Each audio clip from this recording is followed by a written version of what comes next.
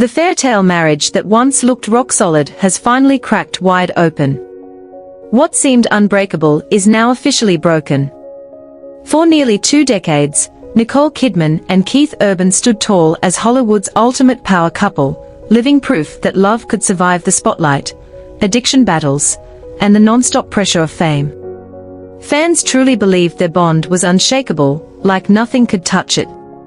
But now, that picture-perfect image has been shattered by silence, non-stop rumors, and one shocking twist hiding inside their prenup. Headlines went absolutely wild with claims of cruel texts messages that supposedly painted Keith as cold, distant, and heartless. But here's the real deal: those texts never even existed. Not even close. For 19 years, this couple followed a strict no-texting rule. No emojis. No late-night messages. No thinking of you texts. Nothing. So how did a story that was literally impossible turn into the most viral headline of their divorce? And if it wasn't texts, what actually tore this marriage apart after almost 2 decades?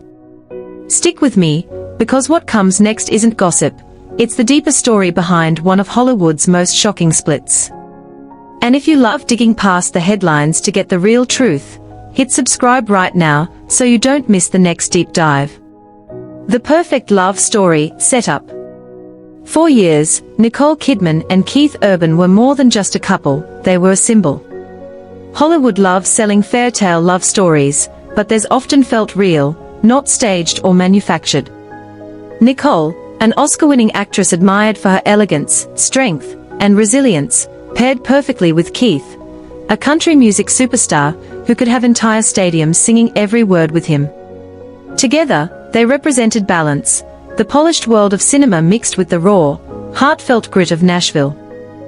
They walked red carpets hand in hand, raised 2 daughters mostly away from the spotlight, and somehow survived the kind of scrutiny that usually destroys celebrity marriages fast. To fans, they weren't just famous, they were proof that commitment could still win in a world where relationships fall apart overnight. Then came 2024, a year that only strengthened that image even more. On stage, in front of thousands, Keith got visibly emotional while paying tribute to his wife. With tears in his eyes, he said Nicole had saved his life. And no, that wasn't just dramatic talk. People who knew his past understood exactly what he meant. Her steady presence had been his anchor through addiction struggles, fame, and the chaos of constant touring. That moment locked in their story as more than just love, it was about survival and redemption. It's easy to see why people fully bought into the idea of unbreakable devotion. This was a couple who seemed to have faced the worst and come out even stronger. Every photo, every interview, every loving glance became more proof that they were different, untouchable. For fans who still believed in happy endings, Nicole and Keith were that proof.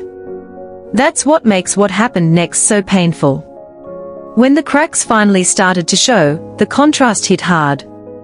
Going from "she saved my life" to separation in less than a year shocked not just fans, but insiders too, people who honestly believed this marriage would outlast the spotlight. The fairytale they built over nearly 2 decades didn't quietly fade away. It shattered, publicly and loudly. And as you'll see, the seeds of that collapse were planted long before anyone realized. The first signs were subtle, almost invisible, until they suddenly weren't. The divorce bombshell. It's one thing when a celebrity marriage struggles behind closed doors. It's a whole different story when the split becomes official, stamped into black and white legal documents. On September 30th, 2025, that moment arrived. Nicole Kidman filed for divorce in Nashville after nearly 19 years of marriage. Just like that, one of Hollywood's strongest unions came to a sudden and very public end. For fans, it felt like a shockwave. Many had only recently seen the couple together, smiling for cameras, walking red carpets, even sharing affectionate notes online. But looking back, those moments now feel different. The smile seemed a little too careful. The posts maybe a little too polished. Still, no one expected an actual divorce filing. Once the news broke, social media exploded with disbelief. Headlines didn't hold back. Fairytale over, Nicole blindsided, Keith walks away. For people who had followed their relationship for nearly 2 decades, this wasn't just celebrity news, it felt personal. Fans were emotionally invested, like this couple's success somehow confirmed their own belief in lasting love. But Hollywood never stays quiet for long. The moment the filing dropped, speculation rushed in to fill the silence. Was there betrayal? A secret argument? Someone already moving on? The public didn't just want answers, they wanted a storyline. And soon, one specific narrative rose above all the noise. The so-called cruel text scandal. It was simple, emotional, and easy to digest. Keith, once the man saved by his wife's love, had supposedly turned cold, sending Nicole devastating private messages that finally broke her. A villain. A victim. A digital paper trail. Tabloids ate it up. But the truth was way stranger. Because those texts, they never existed. The viral cruel text story. So how did an impossible story take over the internet? It all started with Australian gossip magazine Women's Day and its online partner Now to Love. Both outlets are known for mixing real facts with heavy drama. And this time, they struck emotional gold. Their story claimed Nicole discovered Keith had been using their private messages as inspiration for new music, turning personal words into song lyrics. When she confronted him, he allegedly went silent, refusing to reply. The article framed that silence as proof of guilt. The message was clear: emotional betrayal, confirmed by silence. It spread fast because it felt relatable. Who hasn't overthought a text? Who hasn't panicked when someone suddenly stops replying? The idea of a husband turning cold through messages was easy to understand, easy to feel, and perfect for going viral. But here's the real bombshell. Nicole Kidman herself had spent years openly telling interviewers that she and Keith never texted. Ever? Not once. Throughout their entire marriage, they followed a strict no texting rule. Nicole explained it again and again: they preferred calls, FaceTime, and actually being present. No texts. No digital drama. Just real conversations. She worried that texts could get twisted, that digital words could flatten the nuance of real communication.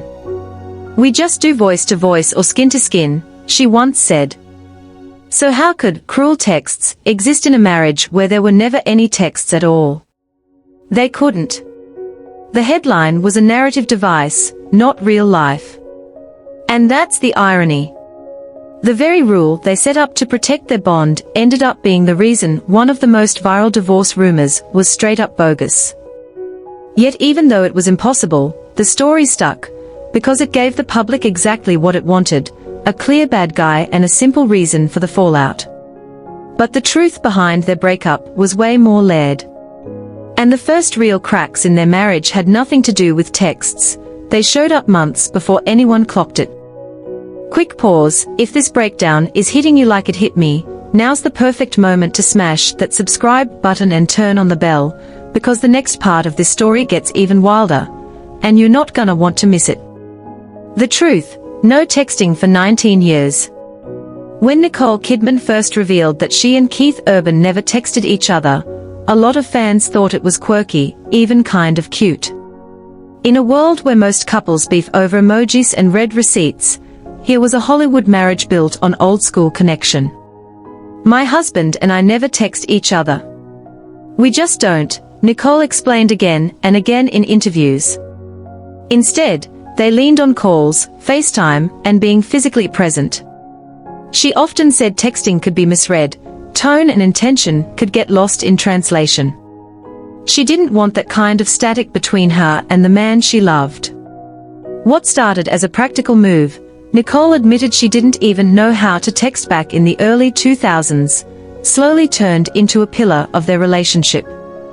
It became their promise to keep communication real, even with busy filming schedules and non-stop touring. This wasn't some hidden detail either. In a 2018 interview with ABC News, Nicole spelled it out: "We've never texted. We call."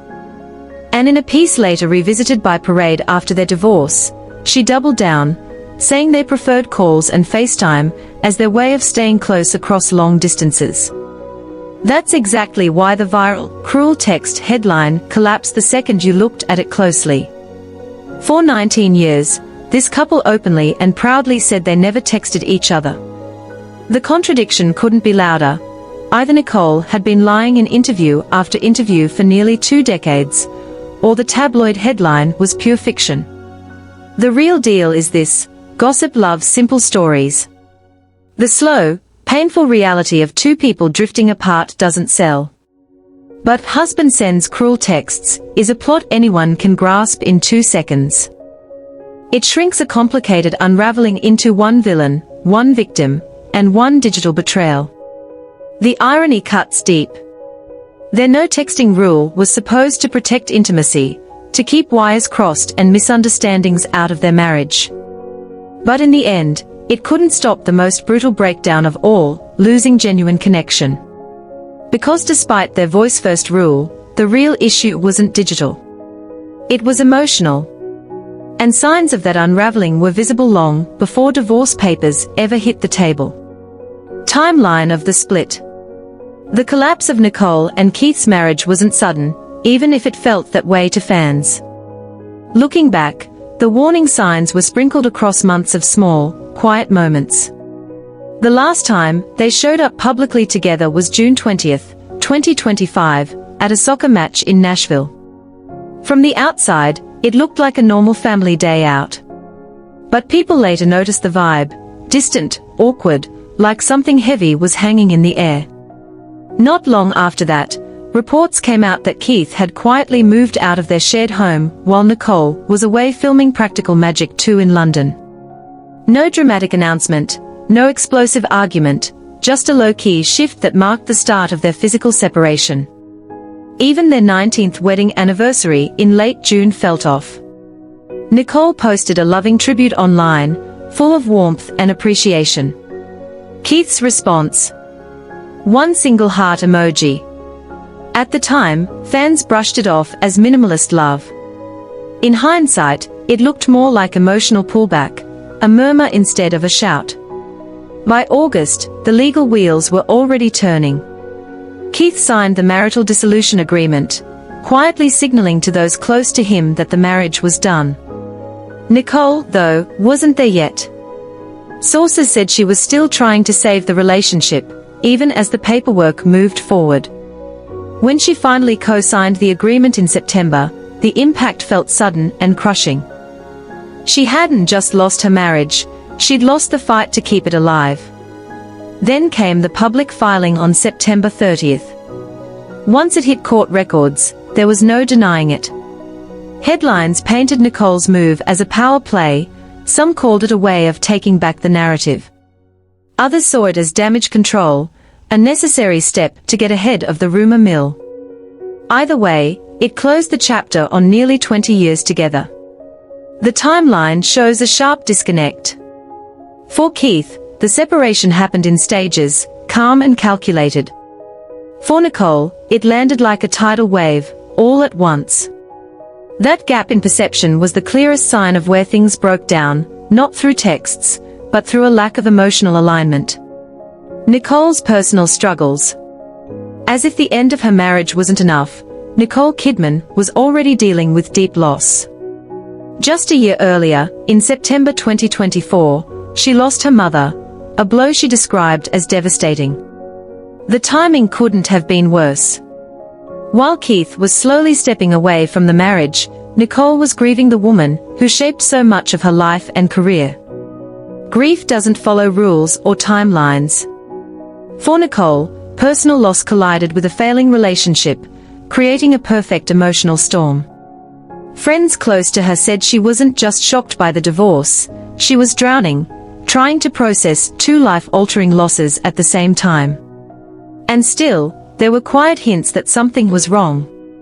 According to People, Nicole gave a Vogue interview just weeks before the divorce announcement, reflecting on how unpredictable life can be.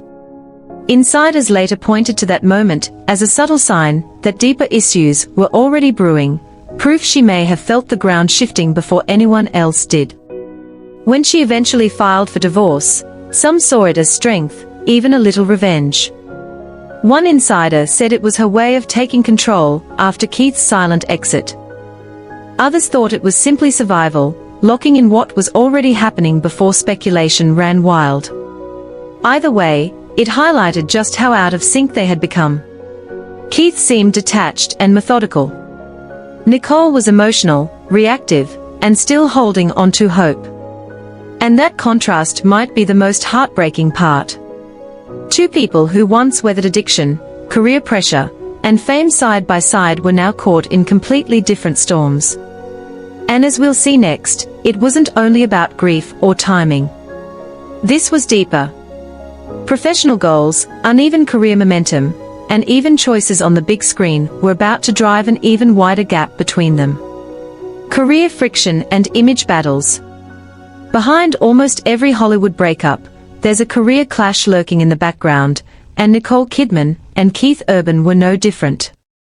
For years, Nicole's priority leaned toward holding things down at home, juggling motherhood while picking her roles carefully. Keith, on the other hand, was in full grind mode, non-stop touring, album drops, and soaking up fan love everywhere he went. At first, their different lanes kind of worked. It was a vibe. But by 2025, that balance flipped, and it flipped hard. Nicole's career came roaring back, partly as a way to honor her late mother. She went all in on bold, demanding projects, with the most talked about being Baby Girl, an erotic thriller that instantly got people talking. Critics called it daring and fearless, but for Keith, it was low-key a problem. The plot centered on her character having an affair with a younger man, and reports claimed Keith was seriously uncomfortable with the image that put out there. And yeah, it showed. During a radio interview in July 2025, when he was straight up asked about Nicole's love scenes, Keith's audio suddenly cut out. Fans immediately wondered if that was just bad timing, or a deliberate dodge. Around that same period, people noticed he'd stopped wearing his wedding ring while performing on stage. On their own, those things could have been brushed off as random quirks. But together, they told a messy story of a man who seemed rattled, maybe even embarrassed by his wife's on-screen decisions. Sources later said Keith was used to Nicole being the supportive partner during his big career moments, but had a hard time when the spotlight swung back to her. Her comeback, red carpets, rave reviews, endless interviews, created tension. Instead of hyping her up, he appeared uneasy, like the power balance was slipping through his fingers. This wasn't just jealousy, it was about identity. Keith's music often revolved around love and survival, with Nicole as his muse. But once her career took off on its own, that storyline cracked. She wasn't just the supportive wife anymore, she was the star again. Career conflicts happen all the time, but in a marriage already weighed down by distance, grief, and long stretches of silence, this imbalance hit extra hard. And just as that professional tension kept simmering, another round of rumors threatened to pull them even further apart. Quick pause, if this breakdown is hitting you as hard as it hit me, now's the perfect moment to smash that subscribe button and turn on the bell, because what comes next is even wilder, and you won't want to miss it. Rumors and alleged infidelity. If career stress cracked the foundation, rumors straight up poured gasoline on the fire. Nashville runs on whispers, and by mid-2025, talk about Keith's personal life was spreading fast. Fans and tabloids claimed he was getting a little too close to someone from his inner circle, his younger touring guitarist, Maggie Bow. And it didn't stay behind the scenes. Reports popped up about a concert moment that shocked fans. While performing The Fighter, a song famously written as a duet for Nicole, Keith allegedly changed the lyrics and dropped Maggie's name instead. Accident or not, the internet exploded. To Nicole's supporters, it felt like a public slap in the face, a straight-up disrespectful move toward the woman who had stood by him for almost 20 years. Maggie Bauer's family quickly shut the rumors down, saying any suggestion of an inappropriate relationship was unfair and harmful. But let's be real, the internet rarely lets facts ruin a juicy story. Screenshots, fan theories, and commentary spread everywhere, painting Keith as a husband who hadn't just drifted away, but had publicly embarrassed his wife. To be clear, none of these rumors were ever proven. They stayed firmly in speculation territory. But in the court of public opinion, perception can matter just as much as facts. And that perception was turning against Keith fast. For Nicole, already mourning her mother and blindsided by divorce papers, those whispers must have felt like salt rubbed straight into an open wound. The same man who once said she saved his life was now, in many fans' eyes, the villain in her heartbreak. The irony is brutal. Whether the rumors were true or not, just their existence added pressure to a marriage already on life support. Mixed with career clashes and silence at home, they created a narrative that was impossible to shake. But even with all the gossip flying around, the most devastating hit wasn't emotional or public, it was financial. Because buried in their prenup was a clause that turned one of their proudest achievements as a couple into one of the bitterest parts of their split. The prenup bombshell. As if rumors and career tension weren't enough, their prenup had a twist that shocked even people familiar with celebrity contracts. Hidden deep in the agreement was a clause created years earlier with good intentions, but by 2025, it became one of the most painful elements of their breakup. It was known as the sobriety clause. When Nicole and Keith got married, Keith was in recovery, rebuilding his life after years of addiction. Nicole stayed solidly by his side, offering support he often said saved him. To protect both their relationship and his recovery, they added a clause: for every year Keith stayed sober, he'd receive a financial payout if the marriage ever ended. At the time, it made sense. It promoted accountability, rewarded progress, and acknowledged how hard recovery really is. And for nearly 2 decades, Keith honored it. Year after year, he stayed sober, frequently crediting Nicole as his anchor through temptations and the pressure of life on tour. But when the marriage finally ended, that clause kicked in the most painfully ironic way. 19 years of sobriety added up to roughly $11.4 million, paid directly by Nicole. The very success that once bonded them, his recovery and her unwavering support, became a financial burden she had to carry in the divorce. Reports said Nicole was furious, and honestly, that reaction makes sense. What started as protection for their love now felt like a punishment. She had encouraged his sobriety, celebrated every milestone, and shared in that victory. And in the end, she was left not only heartbroken, but stuck with a bill that turned emotional sacrifice into a financial obligation. It's one of the harshest ironies in their story. A clause meant to safeguard the marriage ended up fueling resentment in its final chapter. And while the money was staggering, it wasn't the only hard line drawn in the legal paperwork. The custody agreement carried serious weight, and on paper, it looked just as stark, if not colder. Custody divide. While headlines were busy obsessing over money, another part of the divorce paperwork quietly grabbed attention: the custody setup for their 2 daughters. On paper, the split looked wildly uneven. Nicole was named the primary residential parent, with the kids spending 306 days a year with her, compared to just 59 days with Keith. For fans staring at those numbers, it sounded brutal. How does a dad who's spent years singing about family, love, and resilience end up seeing his daughters for less than 2 months a year? The optics were intense, and once again, public sympathy leaned heavily toward Nicole. But, as usual, the real story wasn't that simple. Keith's life as a touring musician had him constantly on the move, hopping from city to city for most of the year. Nicole, on the other hand, structured her career around filming blocks, which gave her more consistency at home. Insiders said that, in reality, Nicole had already been the parent handling the day-to-day routines, structure, and stability, while Keith's presence was more seasonal. Seen through that lens, the custody agreement didn't create a new imbalance. It basically put official language on what had already been happening. Still, seeing the numbers spelled out in black and white made everything look harsher. Fans saw inequality, and some took it as proof that Keith was distant, whether that was fair or not. For Nicole, the arrangement reinforced her role as the steady anchor for their children, even as her marriage was falling apart. And those numbers hinted at something bigger, the split between two completely different lives.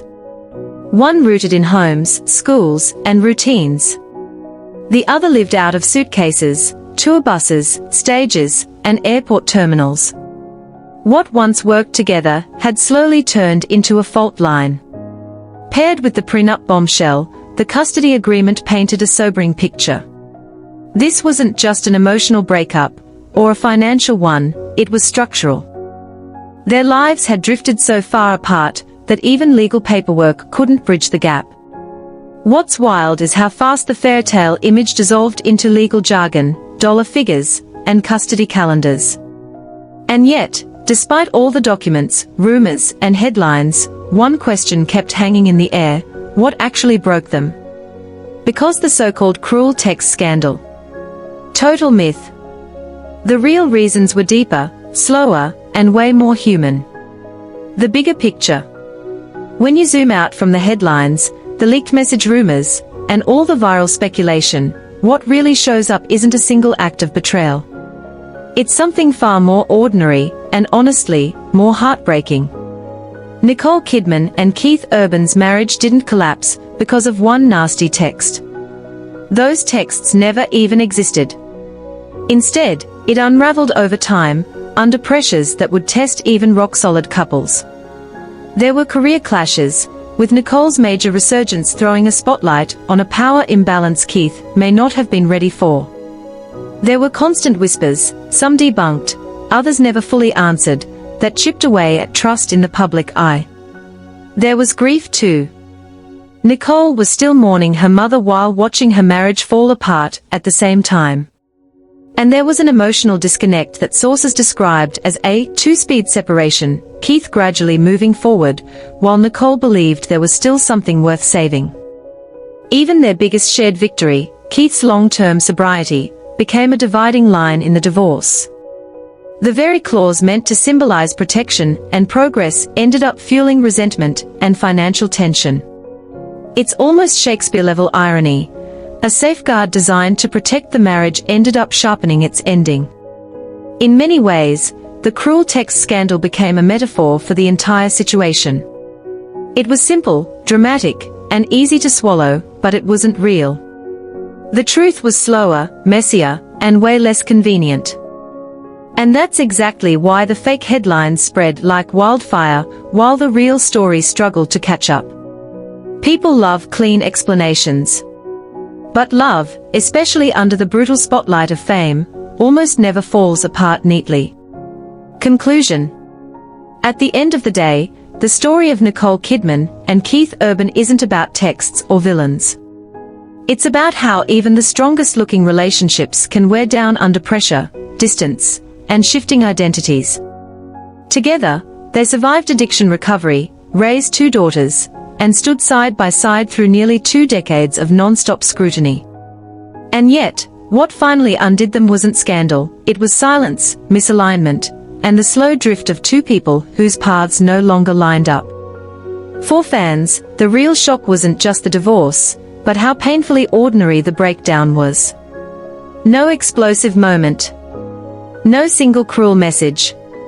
Just the same stuff so many couples face: miscommunication, imbalance, and unspoken resentment stacking up until it couldn't be ignored anymore. The irony cuts deep. Nicole and Keith put rules in place to protect communication, to avoid misunderstandings in a digital world. And still, even with those guardrails, they couldn't escape the universal challenge of love, staying connected when life pulls you in different directions. So the next time you hear about the cruel text that never existed, remember this: the real heartbreak wasn't typed on a screen. It lived in the silences, the missed signals, and the slow unraveling of something that once looked unbreakable. And honestly, that might be the hardest truth of all. If this deep dive opened your eyes, hit subscribe right now so you don't miss the next story, where we cut through the noise and dig into what really went down behind Hollywood's biggest breakups.